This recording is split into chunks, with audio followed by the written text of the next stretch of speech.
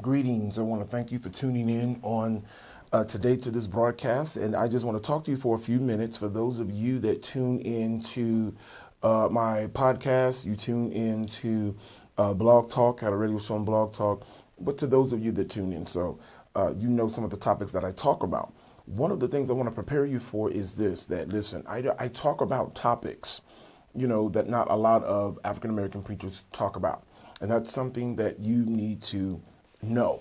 One of the things that I bring to the table is that I do talk about a lot of different subjects that I think we need to know about.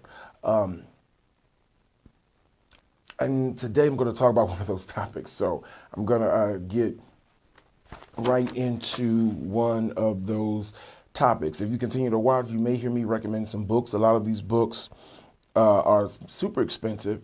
Some are not, but you can find them. But let me get right into this. So what I want to talk to you today is I want to wet your mouth a little bit about UFOs and Christianity. And I want to talk about that now. For some that have heard a podcast that I did on UFOs, giants, demons, and angels. That was a podcast that I did, and I did that some years back. But it's still available on the internet. You can still go and find that podcast. You can still go and listen to that.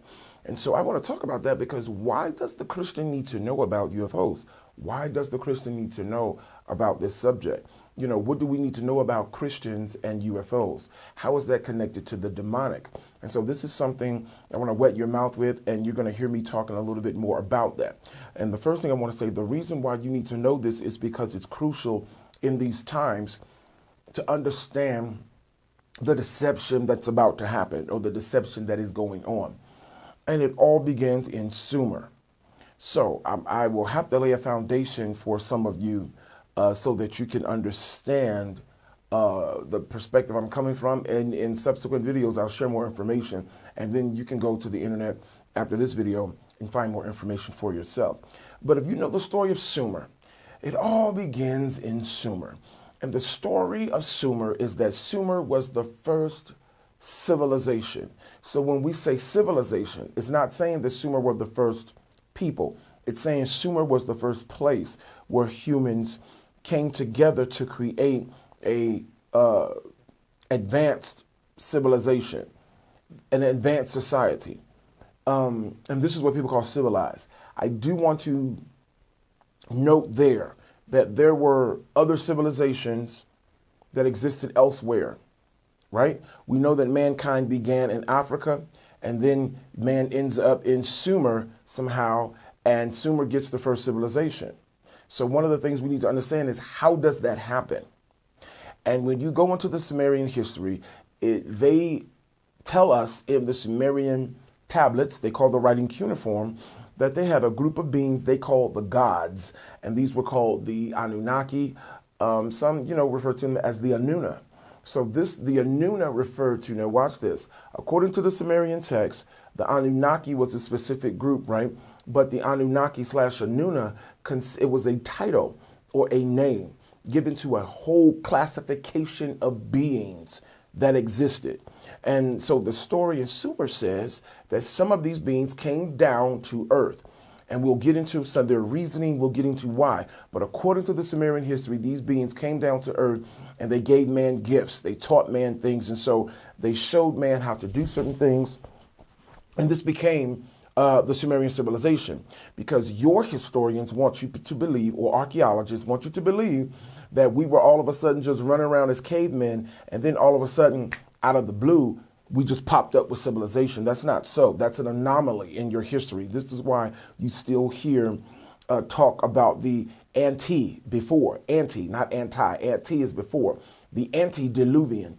Diluvian is another name they give to the flood. So antediluvian, which talks about the civilization that existed before the flood. So this is why there's a lot of discussion and controversy on what happened there. Even when you get into the scriptures, it tells you that people lived to be 3, 4, 5, 6, 7, 8, 900 years old. It talks about a time there where you had giants. It talks about a time where these fallen angels, these entities came down from the heavens. And this is where some of the religions correlate a bit. But then if you get into that, you have those that will go even into what is called a pre-Adamite race or a pre-Adamite civilization. Because with your pre-Adamite civilization, now you're talking about before Adam. And that takes us into a discussion of the origins of man and Genesis 1 and 2 and the Sumerian creation tablets. So it all starts and begins with Sumeria. Sumeria is an anomaly because civilization just looks like it just pops up. Systems of writing, the wheel, architecture, engineer, these things just pop up. And they just pop up out of the blue. And how can you come from the Stone Age right popping up into civilization? So this is where scientists, and people don't tell you that. So there's two different areas in science. There's multiple divisions.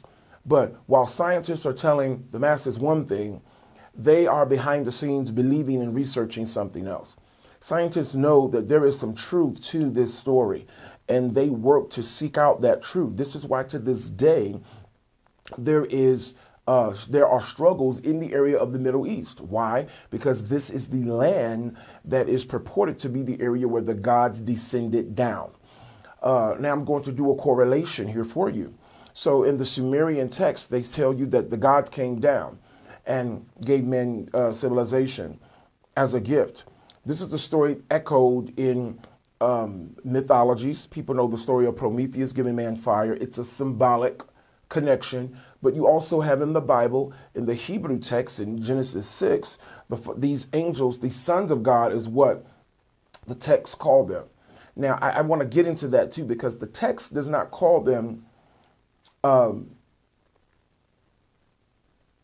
angels necessarily, but we know that sons of God is a prepositional phrase. Sons of God is a phrase that is used in the Hebrew scriptures to refer to angelic hosts. And so sons of God also refers to a group of entities that were supposedly created directly by the Father Creator or by the Creator God in order to govern and to go co-create and do other things within the universe. So we see sons of God in Genesis 6, we see sons of God in Job, and we see sons of God in the book of Daniel. So we know it's referring to angelic hosts of spiritual beings. So we know that. But we see it there. You also see it in the Coptic book of Enoch, where he talks about these angels coming down and mixing with women and creating giants and sharing and giving all of these quote unquote gifts and tools and things to mankind to show mankind how to do these things. So we do hear it there. We also can go over down to the Mayan civilization and the Incas. We can go to the Chinese. We can also go to Africa to the Dogon. We can come back up and go to the Egyptians and find some of the same correlations. So what am I saying? I'm saying mainstream science is saying there's something to this and they're researching it, while they have you believing what you read in your textbooks that this has no truth to it. No, there is some truth to it. This is one of the reasons there are struggles in the Middle East. The Middle East is supposedly called the land of the gods. Now, this is, and I'm slowly getting to why this needs to be important for Christians, because according to the Sumerians, these Anunnaki were master geneticists. These Anunnaki were geneticists. And when they came here, according to the Sumerian story, they found man here. And so this is where there's going to be I want you to remember this. According to the story, they came here and they found man here. And they added their genome to man to produce a worker. So the human entity that was here when they came here, according to the Sumerian stories, these Anunnaki came here, added their genome to the man that was here to produce another man that they called a worker. In the Sumerian, even in the text, they call them the black-headed ones. But even in the text, you will find that it said that these entities created a worker to till the soil to work for them. Now, for those that are Christian, you will find a similarity to the story in Genesis, where you have the entity that is called Yahweh Elohim coming down to make man in his image, and then he makes him to till the soil. So that is a discussion for a whole nother video. Why did God make man to till the soil? So what is our real purpose, right? And so that also takes you down the rabbit hole to the true origins of the book of Genesis, which takes people into a story of what are our origins. It takes people into that story. What are our true origins, right? And so it goes down that rabbit hole. But the story begins in Sumer, that the gods came down and added their genome to humanity. And now the current human that we have as humans are us. This is where the story gets interesting. According to some, man was, through the process of evolution, a beast. We were not fully developed. So these gods took an entity that was a beast, and some stories say man had 2 legs, 3 legs, 4 legs. You know, you hear all of these stories, but whatever the case is, the crux of the matter, or the when you get down to it, the claim is that these entities came here, and whatever state that what we call the human was in, they took that human and upgraded that human with their genome to produce the modern day human. That's the story. So knowing that story, scientists believe this. They have found that there is a gene in us that has been fused, and that gene has been fused, but it is the gene that makes us basically different from all the other animals around us. Also, they have found evidence of civilization going back 300,000 years.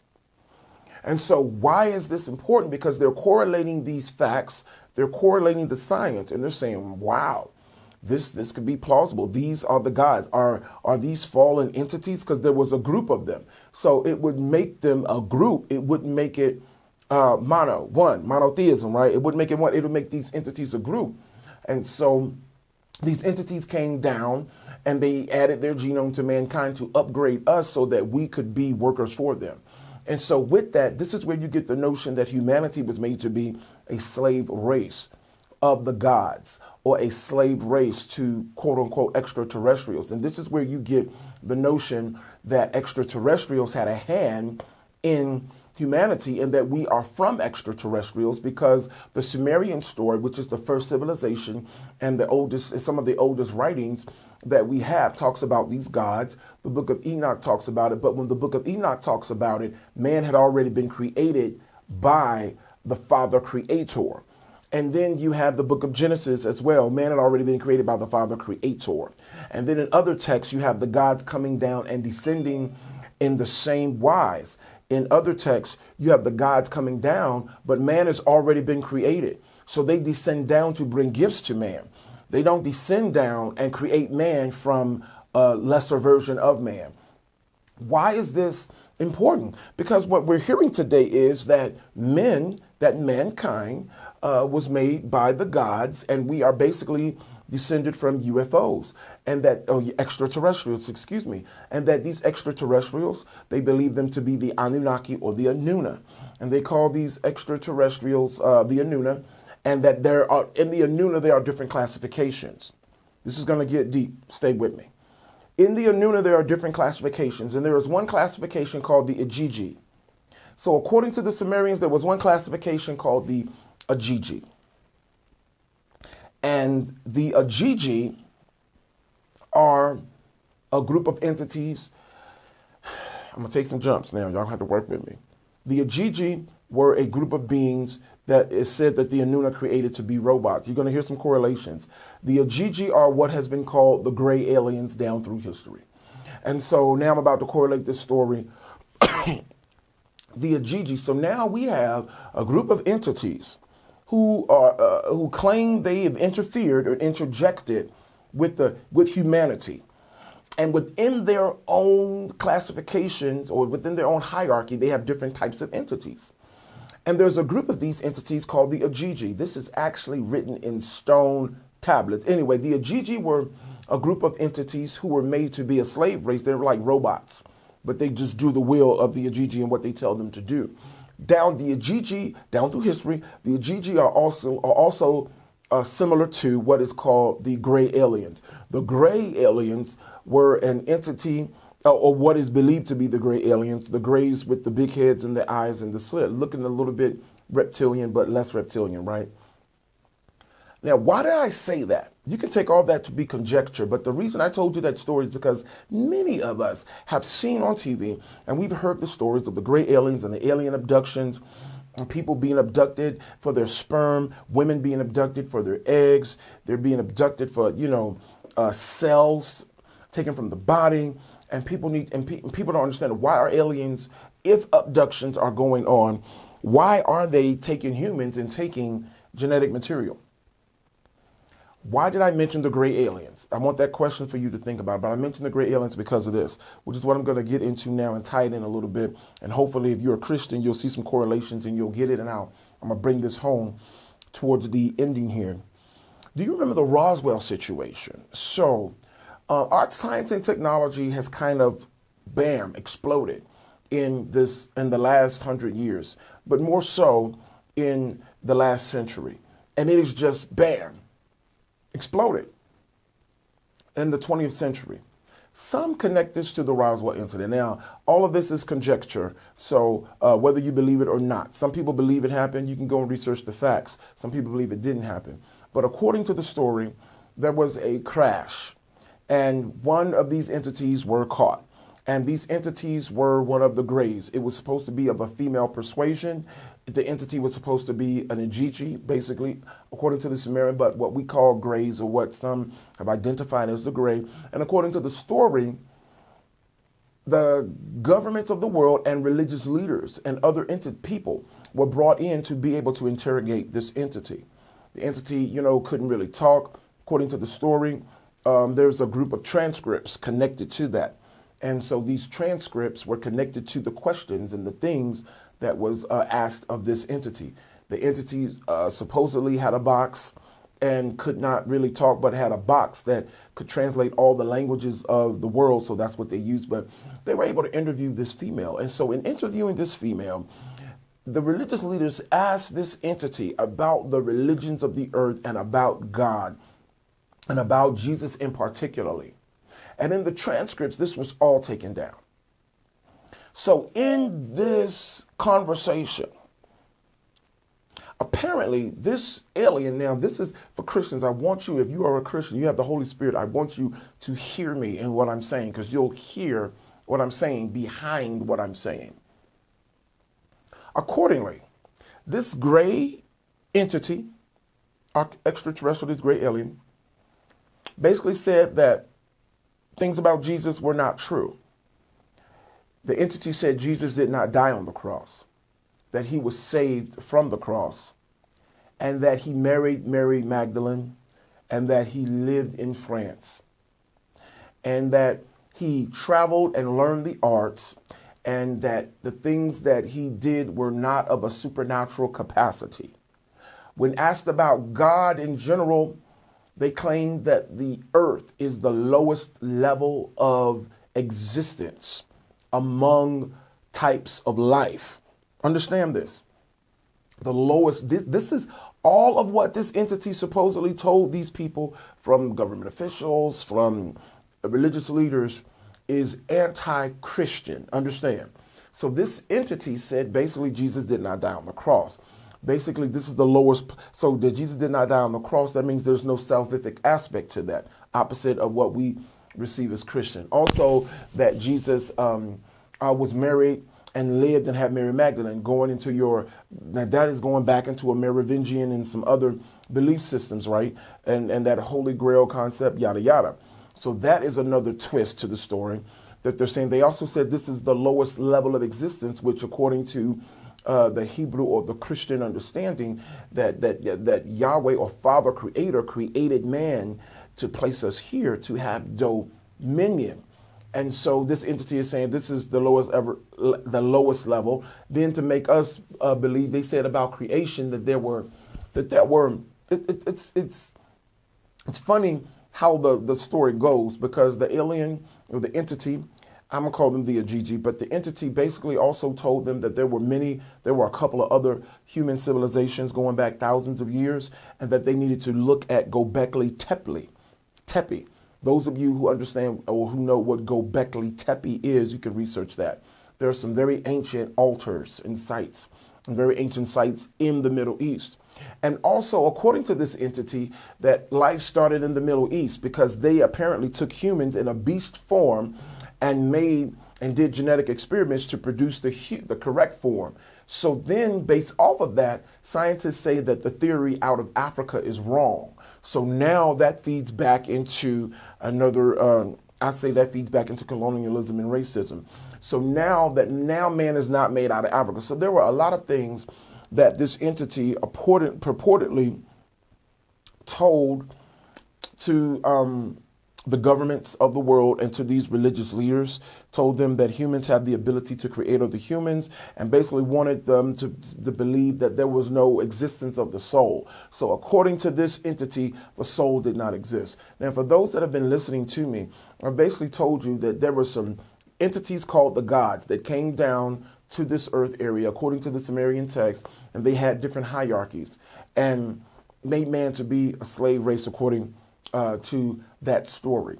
But accordingly, they got other entities and other groups. And so one of the groups one of them was captured and interviewed, and everything that they said was anti-Christian. I find it funny that, now watch this. Now, at this point in this story, you can believe that everything that I just said either happened or it didn't. You can believe it either happened or it didn't. But what I'm telling you this, it's funny how if the story is true, everything that this extraterrestrial or this other entity has said was anti-Christian. They did not go anti the Vedas. They did not go anti-Islam. They did not go anti-Buddha. They went straight at Christianity. And maybe that is because there were bishops there, but there were people there from other faiths. But maybe that it was because of the people who were there asking the question. But I find it odd that this entity, when questioned, goes right at Christianity to basically dethrone all of the beliefs that we know and have come to know. Why am I saying this? We are in a day and an age where scientists are moving towards the extraterrestrial belief, and this basically negates the Christian scriptures. This basically negates the concept that we were made in God's image. They're painting an image that man was created by extraterrestrials. Man was created by a race of entities from another dimension. And some people say planet. I'll get into that at another, conversation, because do planets really exist as we think that they exist? I'll get into that discussion and talk a little bit more about Saturn. But this is the belief system. And so now we are children of the ETs. Now we are children of the stars. And so there's a story about the gods coming back. I correlate this information, and I tend to believe there's a different theory. I tend to believe a different theory. Oh, this is so good. This is turmeric and lemon. This is excellent.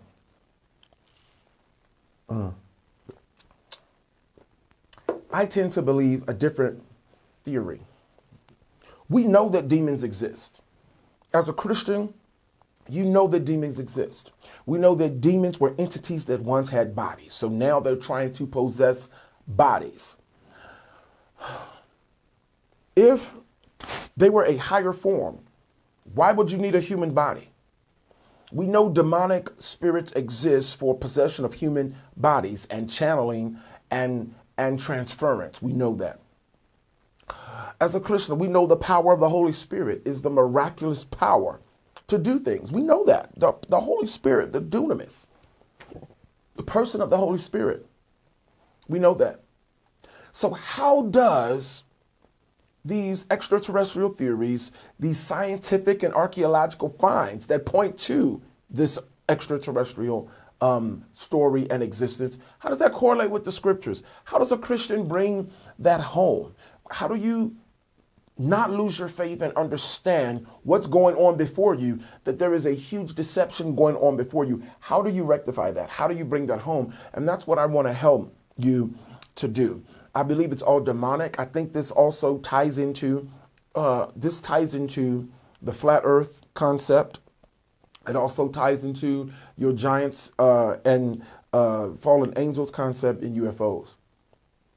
Because if we understand these entities to be spiritual in nature, then this makes sense. But for the Christian, there is some reteaching that needs to go on, because you're not really told. You don't really believe. See, the Decalogue or the Ten Commandments says that thou shalt have no other gods. The word translated gods in the Hebrew is Elohim, which is a feminine plural form, which means powers. And they translated it as gods. So the God that came to the Israelites or the Hebrews told them, you will have no others beside me. And why will that entity tell the Hebrews that unless he knew or it knew that there were other entities who were vying for the position of godship? When you understand jealous, so you understand there is a protection, there is an isolation. When you look at the Hebrew belief system, there was a protection and an isolation. There was a protection and an isolation of the Hebrews from other powers, from other entities. It was a selection, and we're going to get into that. I'm going to talk about why is there power in the blood, and is that connected to genetics?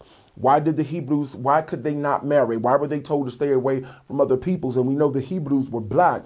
So the other peoples they were trying to stay away from or told to stay away from were black. So it's not a race thing. It was not a color thing. It was a cultural thing. Could it have been a genetic thing? Why? We'll talk about that. Why was man made as a worker? When we now tell man, you were made in God's image and this, that, and the third, that's Christianity. But the origin of the text says man was made as a worker. What is the mystery behind the Tower of Babel and the multiplicity of languages? What does Genesis 1:26 mean when it says, let us go down and make man in our image? What are the two creation stories in Genesis? Genesis 1 and Genesis 2. How do we connect that? Who was the serpent in the garden? I mean, who really was the serpent? And I did another video. If you watch it on YouTube, it talks about that. But who was the serpent really? These are things that you need to know in this time and age, because there is a mass deception trying to deceive you into believing you are from the stars, you are from aliens, that aliens made you. And the moment you believe that, you have been defeated, because you placed your life, your spirit, and your soul in the hands of the very draconian and serpentine entities that are responsible for evil and the great deceptions that are going on. I want to let people know that, listen, y'all, Yeshua is Lord and he is Master. And what I want to do, I will be breaking these things down on the TV show. I will be breaking these things down, and I'll be talking about these topics because we need to be educated and learn concerning these topics. I want to thank you for tuning in. I will give you more scriptures. I'll give you more references. I will watch references that I give you, but I want to make sure you can go back and research these things for yourself, because I want you to research them for yourself and find out for yourself. So I'll be wetting your mouth, but I want you to get books and research for yourself, because that's the best way that you're going to find out truth. I'll be talking about some very controversial issues in these shows. And when you see the TV show Strategically Prophetic, you'll see that I'm going in. And I'm going in so you can be learned and you can have an answer for the hope that lies within you.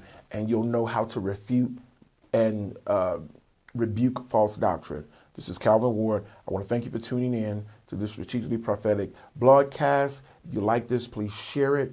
And if you see it, subscribe. Thanks. Bye.